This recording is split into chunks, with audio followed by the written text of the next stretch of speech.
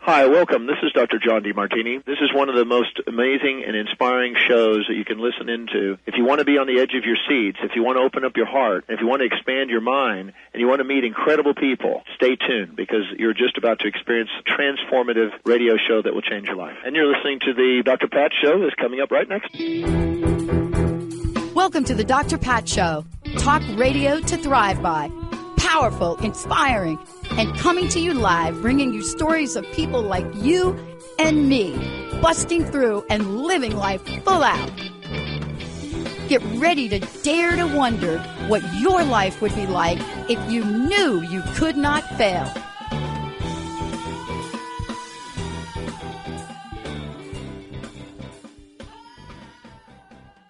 Hey, everybody. It's so great to have all of you tune us in and turn us on. Thank you, thank you, thank you. Thank you for being you. Thank you for showing up today. Thank you so much for all of your support. And thank you for getting ready like we are for 2022. And that's why I love that we have set this up now to bring you people that are going to give us an update on where we were, where we are, and where we could go, how to raise your consciousness with my very special guest, Richard Lawrence. Now, Richard's been on my show before. He is a phenomenon. I'm just going to say that out of the gate. And what it is that I love about Richard and everything he's done, he was so far ahead of the curve at so many levels, even when I didn't even understand there were levels in my life. Like, what's a level? I don't know. But he's been out there on conversations from everything from UFOs to consciousness, but in a way where he has been on the pulse way before people even believed there was a pulse. Today, I'm excited to have him as somebody that has not only captivated people through his show, which we are honored to have that show on our network, but even more importantly, somebody that helps us understand that there are so many opportunities for us as individuals to take a shift, to move. You know, it's almost like we see the world and we see that there's a giant gap, and we think if we cannot move our mind completely across the bridge, then we're not making progress. Today, what we're here to tell you is any shift, any movement, any healing, anything of positive energy nature is by its very essence a movement to higher consciousness. Richard, it's great to have you. Thank you so much for joining us today. Gosh, I don't know what to say. That was so generous of you. And I just want to return that compliment because we are absolutely honored to be on Transformation Talk Radio with the Spiritual Freedom Show. We love being on Transformation Talk Radio, and we're getting a response from a lot of your listeners and people. And it's a real pleasure for us. So we go out, as you know, every first and third Saturday, and we're able to put out these concepts that aren't on many stations. I've done a lot of media work, as you know, and I'm sure you have too, in the so-called mainstream media, and I still do, especially on UFOs. But the kind of concepts we're able to put out on Transformation Talk Radio and one or two other networks is just, I think, I won't say unique because that's an overused word, but it just don't get really that easily. And to be in your company, Dr. Pat, is an honor and a pleasure. So thank you for inviting me. Thank you for saying that because, there is a special calling that all of us here have had for 20 years. And Benny and I have been together like almost the whole time. And right. Benny is great. Benny is so awesome. Good.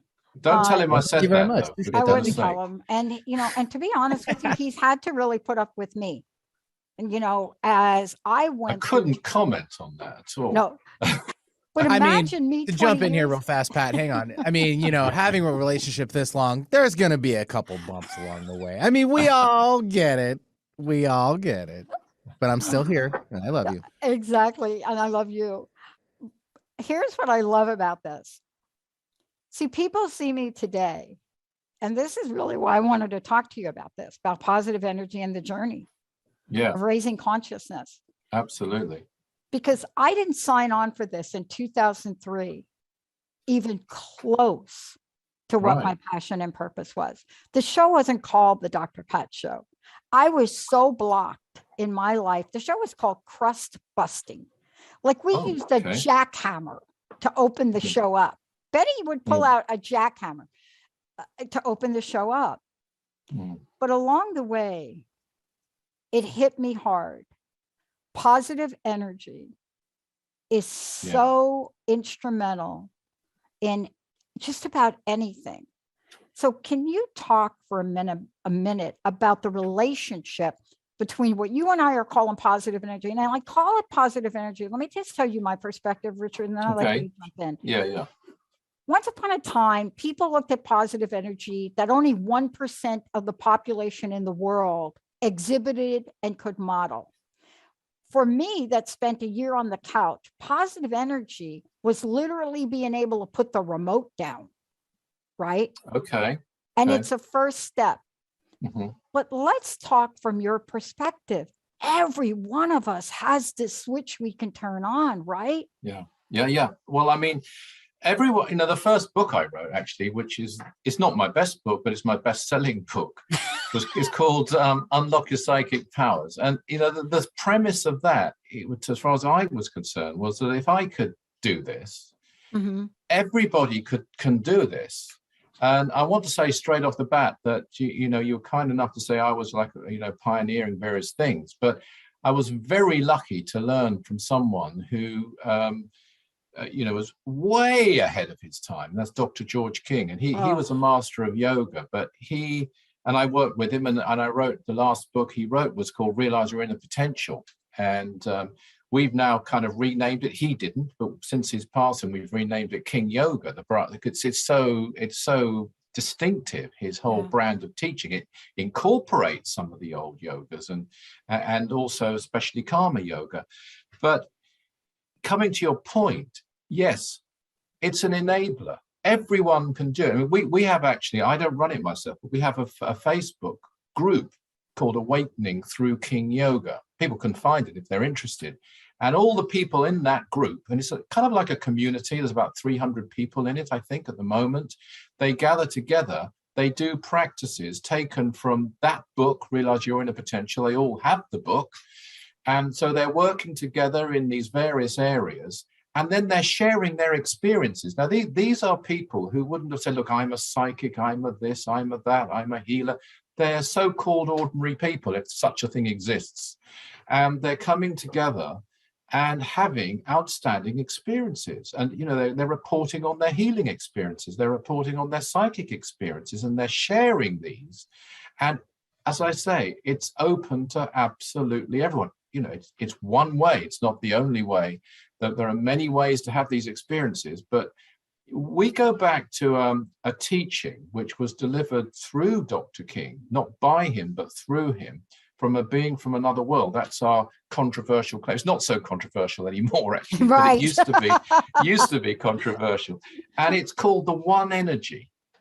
And the essence of that is that there's only one energy in the universe. There isn't two. There isn't good energy, bad energy, middling energy, upbeat energy and downbeat energy and calm energy.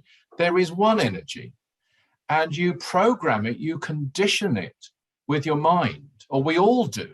And we're also subject to the mind belt of Earth. So, conditioning is going on all the time through, mainstream media, through just people thinking. I mean, here's a liberating thought. If you're watching this show right now and you're with us and you're thinking in a positive way with us, you are helping people all over the world. You're not just helping yourself. You're putting out, you're part of this, you're serving. You're not just developing yourself, you're serving others, because you're adding to the positive reserve of mind energy, which can be drawn upon by everyone. If everybody just put out, negative thoughts, basic thoughts, rage, aggression, jealousy into the mind belt, that's what would be readily accessible. And sometimes it is, sadly enough, in various places, even hate and so on. If you take a situation we're doing a lot of work on at the moment, which is the Ukraine, we sent out a lot of energy for this very delicate situation, because hundreds of thousands of people theoretically could die. Yes, that's right. If it went wrong. But it's all subject to the mindsets of the people, especially the people who make the decisions, of course, and who's programming those people with mental energy.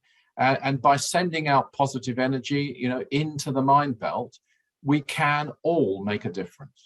Yeah. I love that you're talking about this, because, we as individuals sometimes feel a little bit hopeless and a lot of helpless. And we just don't understand the potentiality and the power we have. I'm so glad you brought up Dr. King, because I am like a little bit old school in that I love his original talking on the impact, what's within, the power within.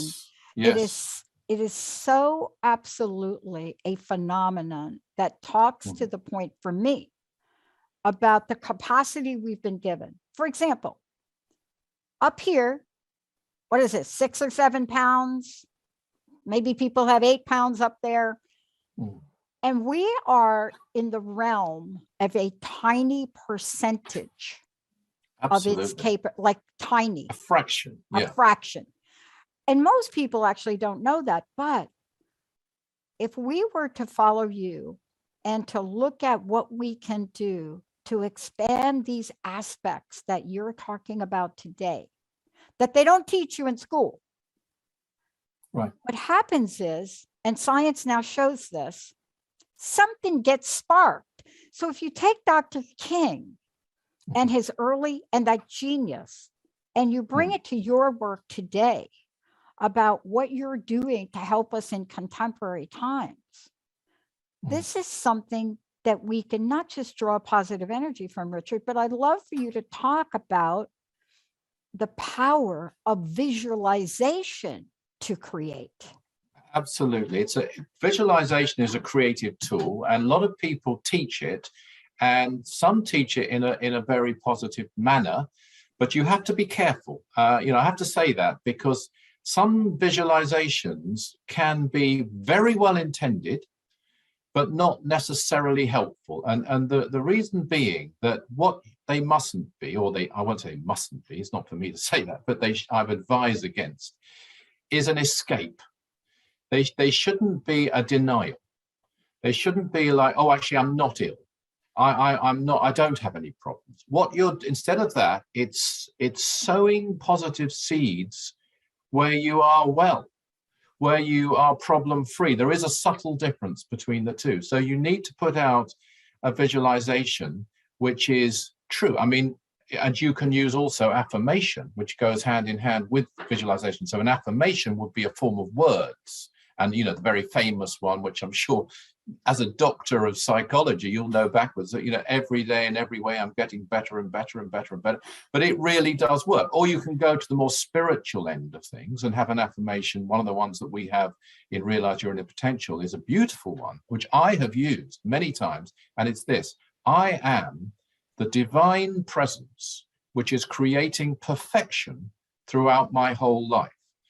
Now, if to a lot of people, if you said that to them and say, well, you're an arrogant so-and-so, what are you talking about?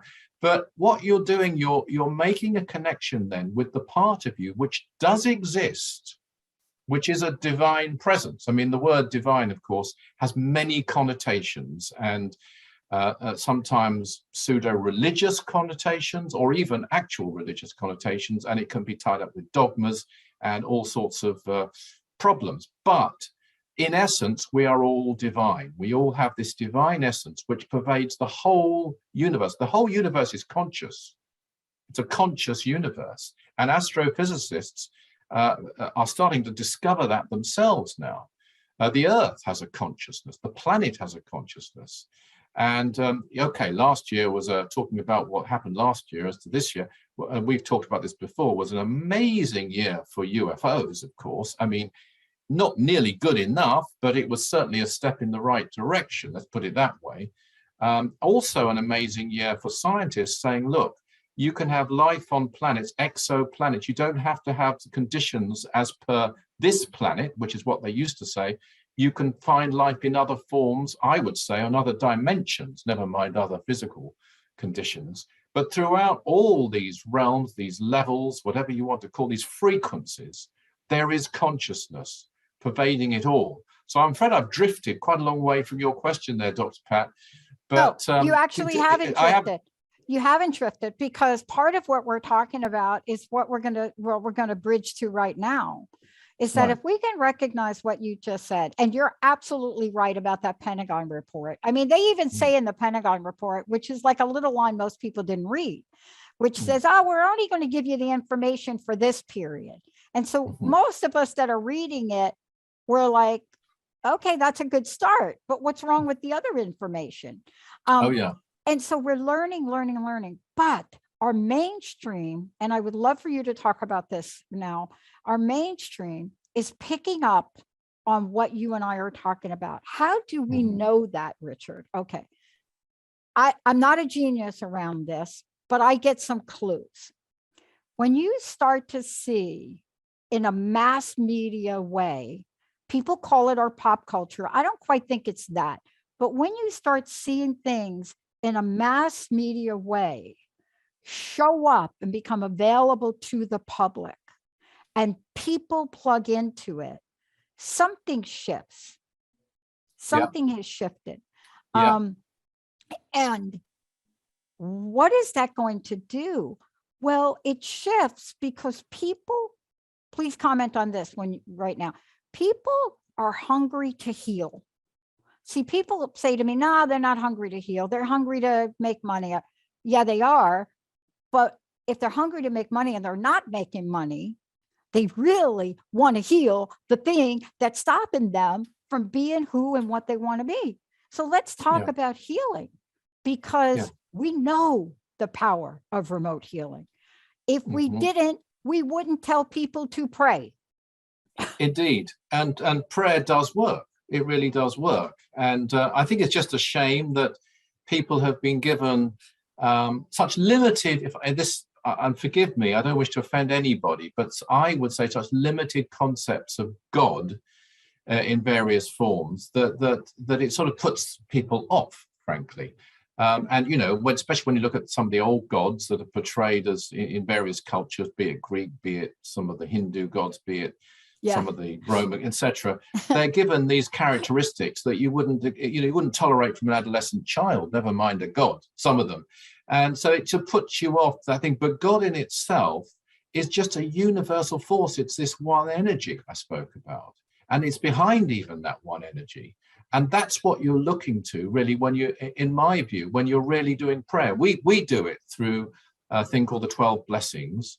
And we have a site, 12blessings.org. And we use this pretty well every day. And people come together. They don't, have to be members of the Aetherius Society, which I'm secretary of, at all, but they can come together and join in sending out prayer through the 12 blessings, and we'll target an area. Like right today, it might be, for example, the Ukraine situation, or it might be the terrible situation in Afghanistan. And one of the things I used to find when I started out, I mean, I was 23 when Dr. King wrote a book called You Too Can Heal. And he was a great master of yoga, Dr. George King, and of the old school. He'd come up through the old school. He'd spent 10 years in strict discipline, 8 hours a day on top of a job. So he didn't worry about time off, rest, leisure in his 20s or early 30s.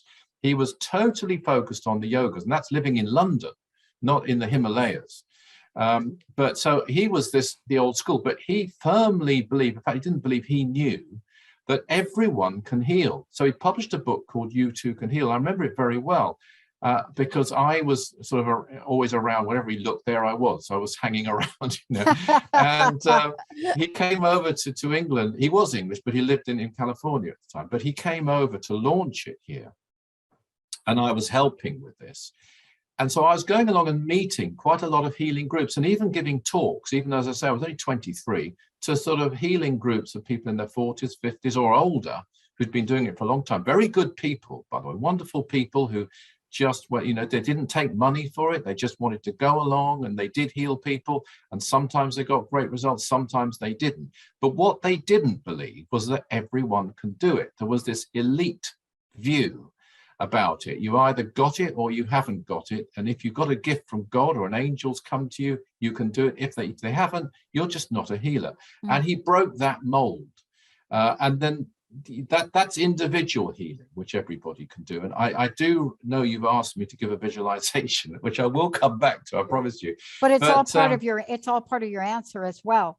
It is really. Yeah, it is. Because if people go to your website, and I just gave it to Olivia to put on Facebook, if Thank they, you, and I want to make sure that everybody else has the website. Let me send it to Benny too. Right. They're going to see, well, first of all, they're going to see Dr. King. And you know that I commented on this last time we got together. I commented on the image of Dr. King next to this mountain. And back when we did this interview, what I said to you, and I think we even brought it up to compare, it was a television series that just had been launched. And, COVID has slowed everything down. I don't know if it's going to come back or not, but there was a scene from it that was very close to identical. And here's why I'm bringing it up. I think that we are way more capable than we give ourselves credit for. Way more capable. Way more capable. And we don't understand the power of visualization. And this is where I'd like you to jump in.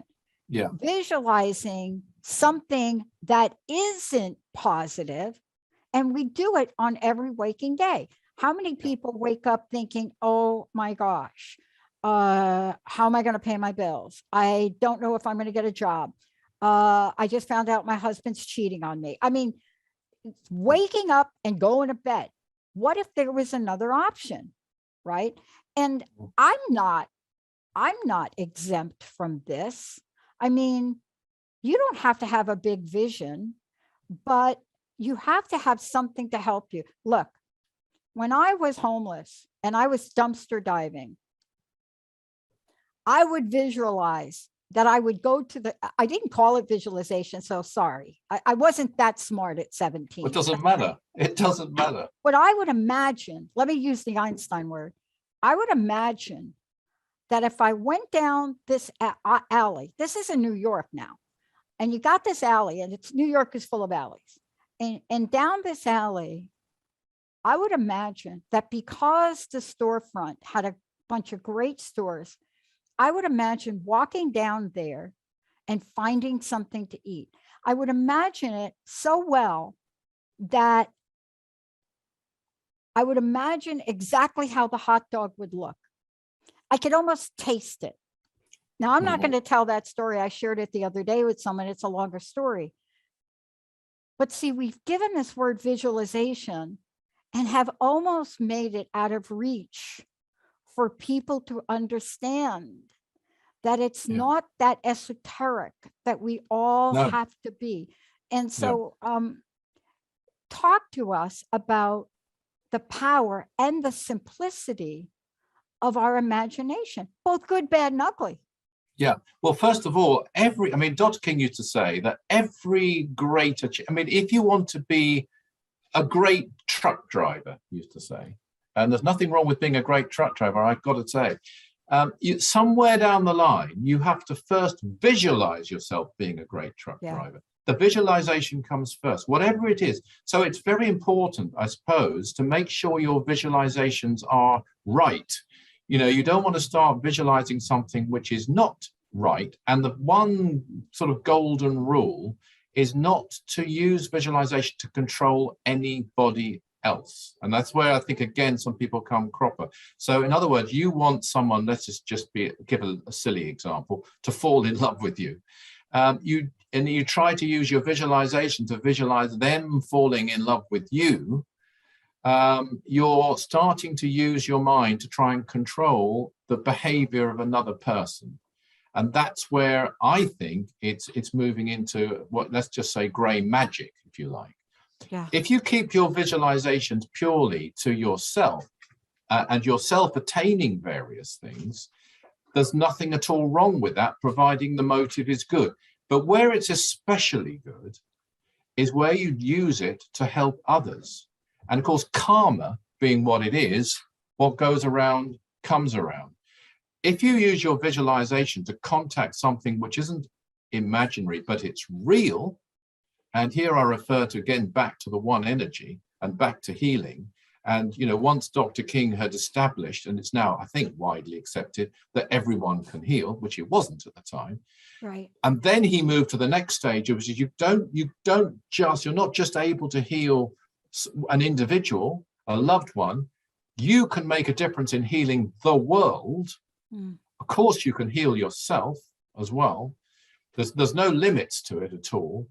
Then, you know, this another great progression is made when you move to that step. So use your visualization in this case to visualize the energy. Now, the color that's used is used because that color contains, I want to stress this, all the colors of the spectrum. So that's why it tends to be white light that's used. It's not the only color that's used, Right. but white light is a wonderful visualization, and you can make it more powerful still as a healer by using breathing exercises. Nothing complicated, nothing too strenuous.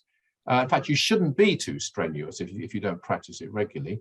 But it's just the simple breath, the deep in breath without any strain, and the deep out breath.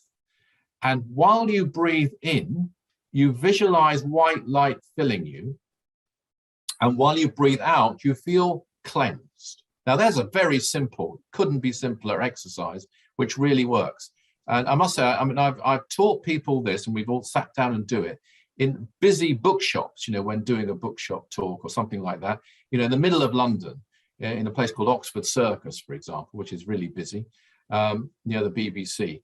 And people have just, you know, it's been rush hour, it's been busy, and they've sat down on chairs in a big bookstore, and they have done this.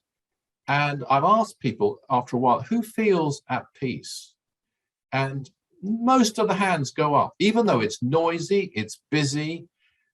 So if you're a person, for example, who is stressed, and who, you know, so many people are in one way or another, and you haven't got enough calm energy in your life, just introducing breathing exercises into your life. And if you start with that one, just a long, deep in breath, a long, deep out breath with the mouth closed, by the way, if you can. Right. Thank you. And if it helps, if you really want to go a bit further, is to mentally count the in breath and count the out breath. So they're as equal as you can make them. And then just to put the extra ingredient into it, while you breathe in, visualize white light filling you. And sometimes with a bit of practice, you'll start to feel it for sure. Some people feel it straight away. If you don't worry, just keep at it. Sometimes you'll see it. You'll see the color, the energy coming towards you. Either you can even do this with your eyes closed and see it, or with your eyes open. Because what you're visualizing there is something that's real. It's not an imaginary thing. In this particular case, it's not visualizing something that doesn't exist. You are making a connection with something that does exist, and it'll do many, many things for you. It'll magnetize you. It'll make you more dynamic. It can bring you peace with that even breath, so that you have balance between the in breath and the out breath. There's one very simple exercise using breathing, visualization, and then you can take that and use it in healing as well. I love that you're talking about that. We're going to take a short break. For those of you just tuning in, you know, you're not going to want to miss any of what we're talking about, but I do want you to know how you can find out more about my very special guest today, the host of a fantastic show on a mission for global consciousness. That's Richard Lawrence. Richard, what is the best way for people to reach you? I know we mentioned the 12blessings.org. So yes, we but should my mention that website, again. yeah, so 12blessings.org is where you can go. It's every day we're doing a Yep. service there people can join in with. My website is just richardlawrence.co.uk, and you can come along, and there's various things, a lot about UFOs at the moment, but there's many things on it, even channeling and so on, and also information about Dr. George King. The other one I'd recommend is the organization I've been privileged to be secretary of. It's the oldest international UFO contact organization in the world, and that is Aetherius, AETHERIUS.org. And so when we come back, we're going to talk about service, but we're going to talk about Good. service and how we are being educated in the world now about what it is, what it means, and how so many in our mainstream have made us aware of service in ways we had not been aware in a really, really long time. When we come back, the energy of service is one of the most powerful energies, and it has no judgment. It's not like you're an emergency responder and you're not. It's not that. When we come back, what do you mean? What does it mean to be of service to others? Stay tuned, everybody. We'll be right back with my very special guest, Richard Lawrence, right here on the Dr. Pat Show.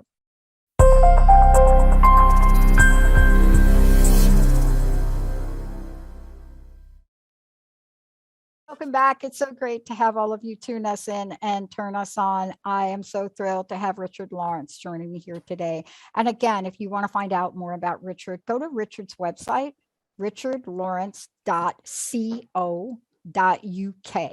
Very easy. Check it out. Also, you'll be able to find more about his fabulous show that he does right here on Transformation Talk Radio. And that's on Saturdays, right, Richard? That's right. So we go Saturday, I think it's Pacific time, 9 a.m., 12 noon Eastern time. Yep. First and third Saturdays. Yeah. And we replay it throughout the week. So for those of you out there, good. Yeah, we just want to make sure that everybody is aware of that. And it's called the Spiritual Freedom Show. Spiritual Freedom Show, because it's based on the 9 freedoms, which it's my favorite thing. You know, and I'm a lover of many things, but this is my favorite thing. I am too. Okay, I am really eager to talk to you about service. And Benny, we're not going to go to another break, but I want to combine service and higher inspiration together in a conversation with you. Beautiful. Because when I became a person that was of a different level of service, when I did that, something changed in me. You know, I moved to the Pacific Northwest. I didn't have a job. I thought I was going to go to school. I was rejected pretty much by every school. And something told me to volunteer at the Chicken Soup Brigade and make food for people with AIDS. All right. What a gift that was. Now, I had been a person of service throughout my life, but not in this way. It changed something in me. And I believe that that led me to what I do today. How does service transform people and then transform the world? There's a great quote from Albert Schweitzer. I can't remember the exact words, but he said, one thing I do know is the only thing people who'll be really happy are people who've found out their way to serve and are doing it, which of course he did. And he didn't do because I used to grow up, my mother used to read to me The Life of Albert Schweitzer. So I remember I was lying in bed listening to this every day. But he didn't choose the things he was good at. He didn't choose the things he was interested in. He chose the things the way he felt he could do the most good. And as people may know, became a doctor and he helped lepers and so forth. It's finding the path that you believe you can do the most good through. And if you do that, I mean, I'm often asked, and it's interesting you tying this into inspiration and as you say, another level of service. And I'm often asked, especially more in the mainstream media, what would you say to people? Why would you suggest they do spiritual forms of service, such as healing, such as maybe teaching, such as sending out prayer, such as mantra? Or would you suggest they do something more tangible, more concrete, more material, such as feeding people, such as helping hurricane victims, and so on? And, my answer to that is it's all needed, obviously. But I think at the moment, more people are inclined, if they are service orientated, and what wonderful people we have right now, I'm sure in America, certainly over here, dealing with COVID in hospital wards and so on, and other illnesses.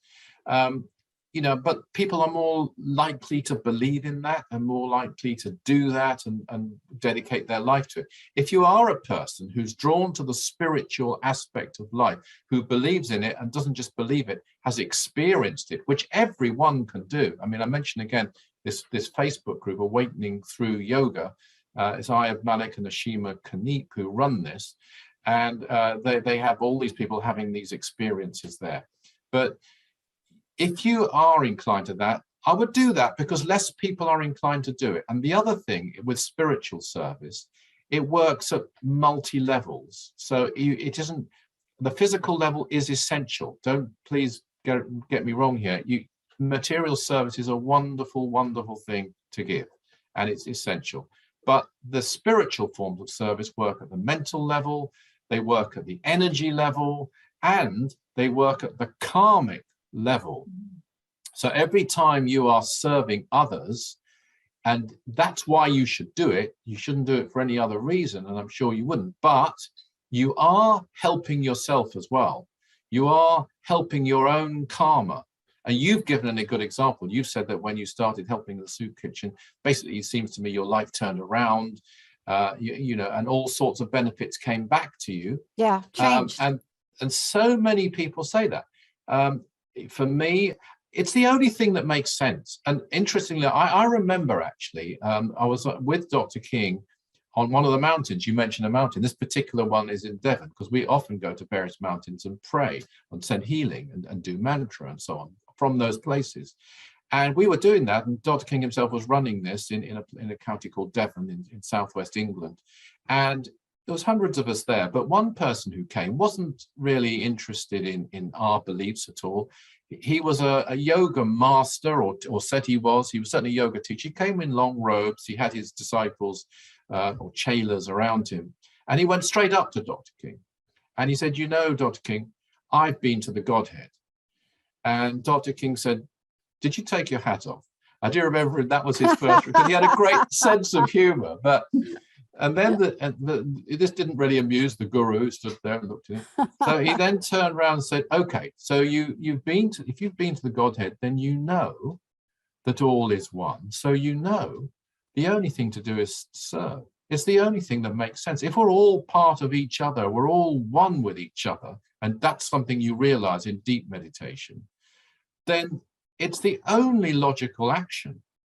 And, this comes back to raising consciousness. I mean, we're all here to raise our consciousness through evolution, through the universe, through the cosmos, and to help each other to do it. Because the old days of the yogi sitting alone in retreat and thinking, I'm going to go into nirvana, and frankly, it's not my concern what happens to anyone else. Sorry to put it that way. And they didn't all think that way. Please let me correct that. Of course, there were some wonderful, great yogis like Milarepa and others. But those that did think that way are completely missing the point, because the whole purpose is to serve others, even at that level. The best thing we can do, the most logical, and you do find that the great intelligences of history, the Jesus, the Buddha, the Sri Krishna, and so forth. I would add to that list Dr. King, and there's many others. These great intelligences have dedicated themselves in service. I mean, even in the case of Buddha, although what he taught was a path of inner development, he himself left that path quite young and spent most of his life walking around and Yeah. traveling around trying to help others. And so that was the example that all the great ones have left us. And spiritual service, the beauty of it is it really works. And I said earlier, you know, you might be doing the simplest of things. Please don't underestimate what you can do, because you can make a difference. Yeah. I think that's the thing. People don't think they can make a difference. Say, well, I'm not a great healer. What difference? You can make a massive difference. Even by focusing on what Dr. Pat and I are now discussing, you are making a difference, not just to yourself, but to the whole ethers, the mind belt, if you like, around. You're adding that positive energy, and that does make a difference. And, you know, one of the things I want to talk about too, and let's wrap this together if we could, Richard, is that when you engage, at least this is my experience, when I engaged in that act of service, it wasn't the first time that I've ever engaged in service. The difference between that time for me and previous times was there was a heart-opening level of compassion and empathy. Yeah. And I don't know if this is a magic formula. I'm not saying that it is. But what happened to me was that level of compassion, empathy, and willingness to be of service allowed me to open my heart to then go to the spiritual level. Because it's very difficult, I think, for you to try to have empathy, compassion, and not have some spiritual energy. Maybe some people can do it. I don't know how to do it. No, it was I think there's a very, if I may just go to again back to yoga principles just for a moment there. Yes. There's a very kind of simple explanation of that, which is that when you are focused in service, your energy is not just even the physical heart, it's the psychic, the chakra, if you like, the heart center, which is activated if you're doing it, you know, passionately enough and with enough feeling and with enough love.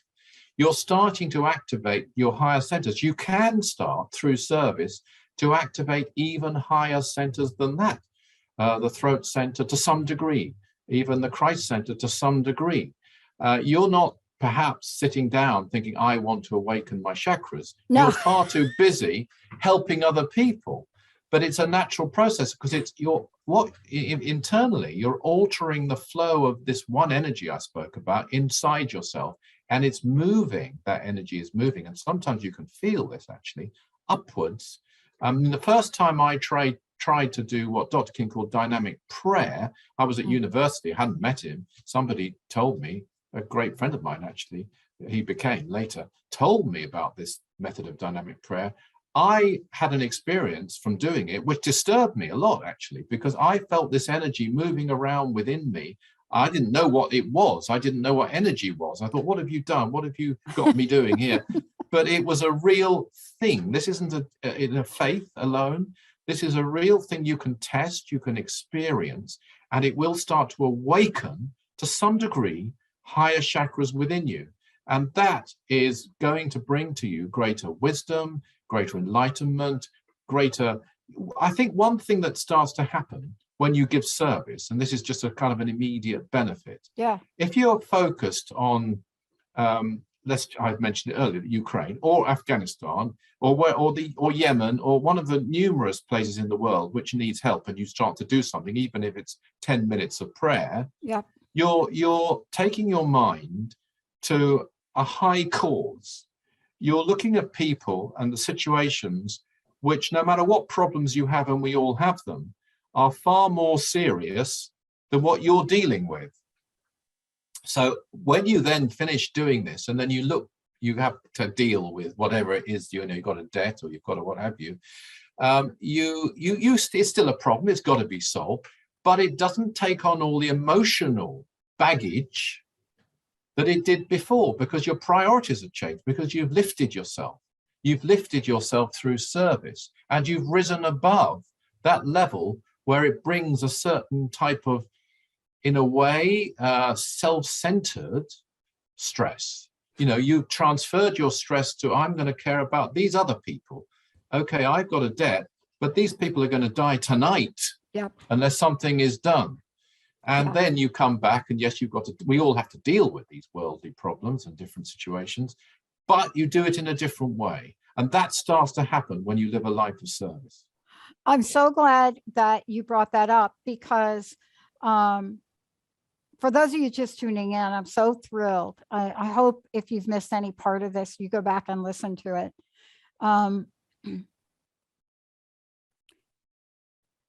If we could put these steps together, you see, I think until you do it,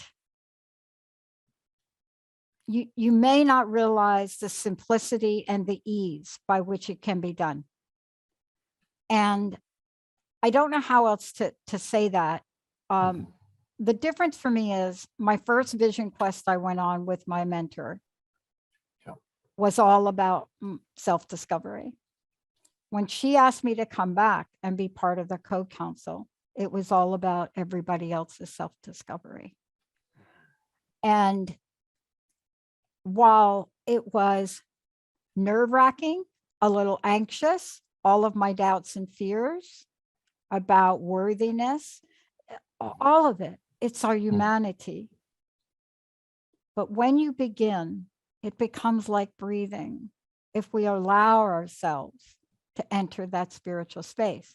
And I say spiritual space, Richard, because I mean whatever that means for whoever's listening today. Sure. And I think you've hit on a key thing here. Yes, go ahead.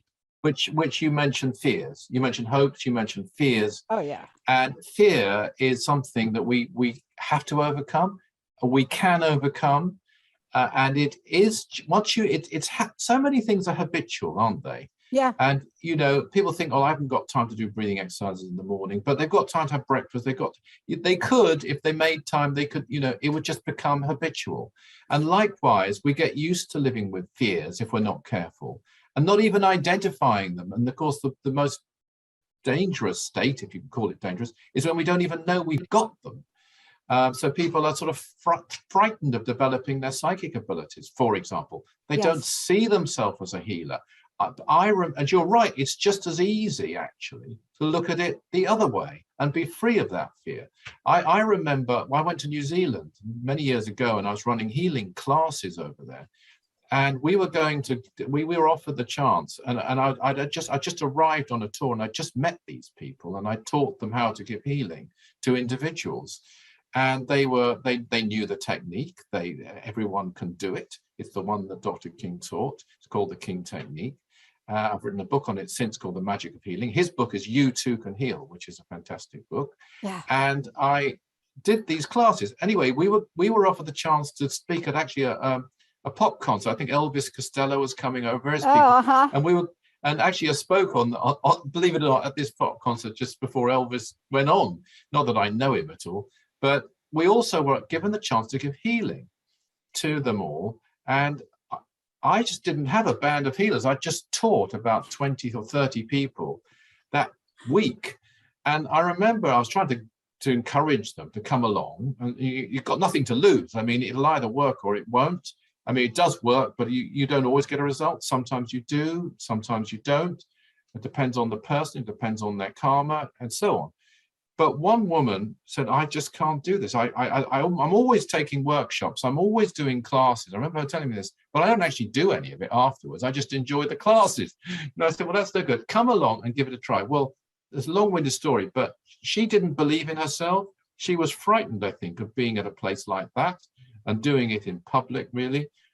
And yet that woman healed somebody there and then who was partially blind. They weren't completely blind. They had glasses with very, very thick lenses, and they could see. But by the time this woman, who really didn't believe in herself at all, had given that person healing, they didn't need their glasses. And that doesn't happen every day or every healing treatment.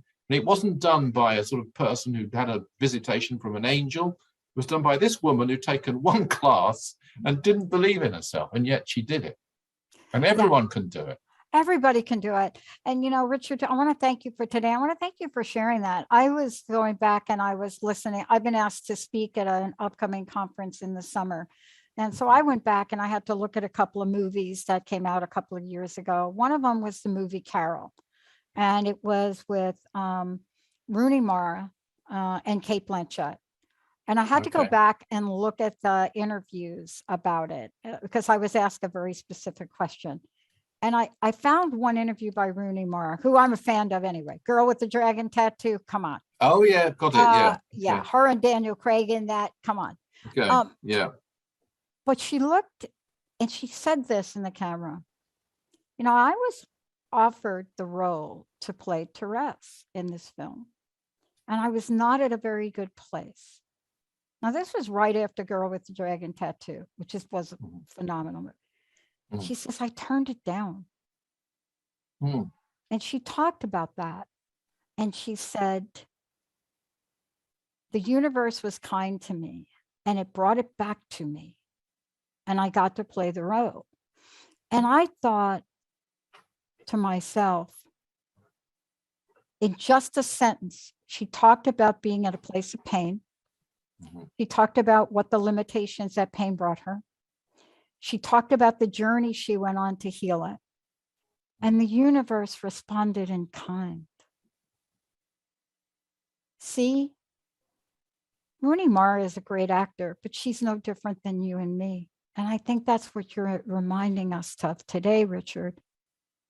We're human beings with the enormous ability to change. Thank you for today. Absolutely. Thank you. I'd for love to inviting know me. your personal message. Thank you so much. Well, my personal message is realize your inner potential. We can all do it. It's within us. It's limitless. We just have to tap it. And I would just say this, as well as healing, there's lots of people who are having intuitive impressions that they don't listen to. They don't think they are that sort of person. They come, it's a hunch, and then they think later, gosh, I wish I had acted on that. Well, next time that happens to you, don't ignore it. Now, don't take any risks if you're not sure, because it could be your imagination or it could be your intuition. You're not sure. But don't ignore it. If it's completely safe and you've got nothing to lose and no one will be harmed, follow it, test it. If it turns out to be correct, remember how you felt, because that is the feeling of intuition. And it's different, very different from an imagination. And you'll start to get into what I call a groove, where you'll recognize it and you'll start to tap into your inner voice, which is the divine presence within each and every one of us. And that is how we get to live an amazing life. Richard Lawrence, everybody. Richard, thank you so much for today. Thank you. It's always an honor. It's an honor for me. All of you out, there's a lot in this show today, but as Richard always does, it's an invitation. It's really that simple. It's an invitation to really activate everything within you that you've been given to bring your life to a level of consciousness that will set you free. Let's take a short break. We'll be right back.